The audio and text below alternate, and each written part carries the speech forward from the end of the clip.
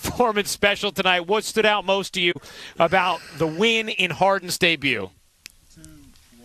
Congratulations, Nets fans. Congratulations. You don't know how long these moments last. You don't know when they come and when they go. But what stood out to me is that this team, when healthy, is going to be a problem. Now, do they have every single thing that is needed in order to be considered, the favorite or a team that's guaranteed to go to the finals? No, they have work to do. But boy, when I tell you that the entire league looking around seeing James Harden all of a sudden wake up and get 14 assists in his debut, to see Kevin Durant go for 42. And this is what I like. Kevin Durant is a scorer.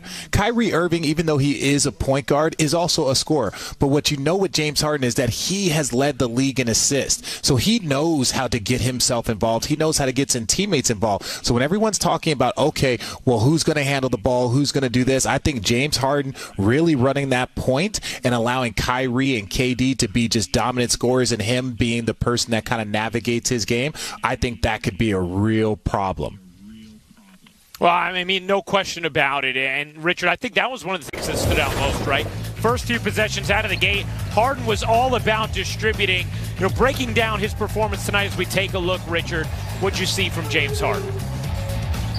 Well, again, that's what I was looking at. I was looking at, I said the role players, and I love what Joe Harris did. I loved seeing Bruce Brown. That play late in the game where it was Harden to Durant. Then all of a sudden, Durant makes the right play and throws it to a wide-open Bruce Brown.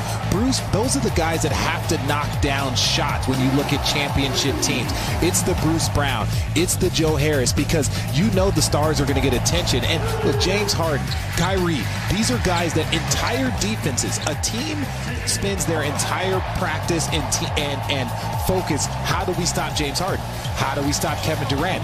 When they were on individual teams, now you have all three of them on the same team. It's going to be nearly impossible. They are going to be getting more single coverage than they have ever had. For Kevin Durant, a guy that played with the Splash Brothers, now all of a sudden he's got a very, very similar spacing because you have so many quality players. And James Harden, again, it just goes down to his assists. His assists are the things that are going to make this team run. Well, 32 points, 14 assists, 12 rebounds. You add in 4 steals as well. Did have 9 turnovers. And I like that was one of the first things he brought up to Michael Grady in his post-game interview, saying, I got to clean up the turnovers. But, Richard, I think what was so striking, and we've already talked about it some, was, people have seen James Harden play a certain way in Houston over the last couple of years. And so there have been conversations about, dribbling the air out of the basketball, how they're going to continue to get everyone involved. But these players wanted this, which obviously shows their inclination to want to do whatever they have to win. And James Harden has shown that ability to play make, and it's not just that he has the skills to do it, Richard. There's the buy-in now to not play the way he was in Houston and to access more of those playmaking abilities, and we saw that already in Game 1.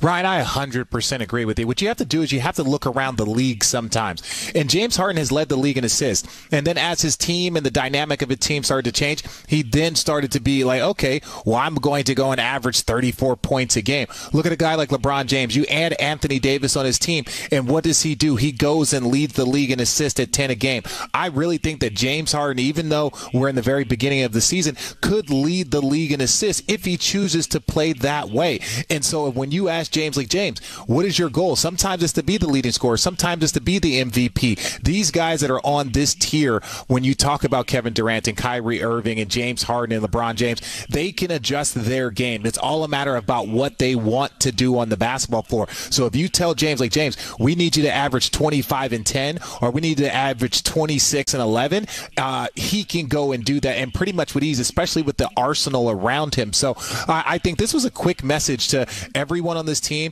everyone in this league, that look, they're going to be able to move the ball. They're going to be able to score. The next step that we're going to be talking about is how do they play that high-level team defense that's going to be needed when you're talking about the postseason.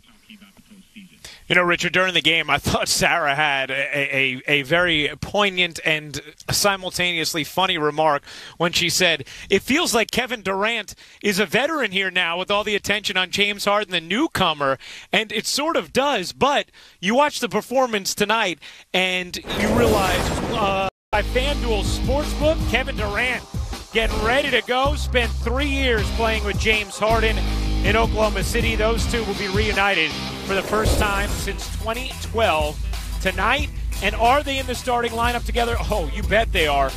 The starters, Durant and Harden, joined by Joe Harris, DeAndre Jordan, and Jeff Green. As Michael Grady just told us, Kyrie Irving still not back. Could be back Monday, depending on how he ramps back up to basketball activities. But, Richard, what do you think about this Nets starting five and the way it looks tonight with Harden and Durant both in there? Honestly, that looks like a lot of firepower to me. I'm actually really, really excited. You know, everybody's worried about fit. Well, the only way to make things fit is to spend time working on it, getting to know each other, playing in a new system. Obviously, there's familiarity when you have D'Antoni on this staff, and Steve Nash is very familiar. So there's a lot of relationships. Everyone's worried about the fit, but James Harden had his best years with D'Antoni. Steve Nash obviously won an MVP with him as a coach also. So to have him on the sideline next to Steve Nash is huge. And I think it's going to be really, really big and really, really key as how quickly this group can really start to blend.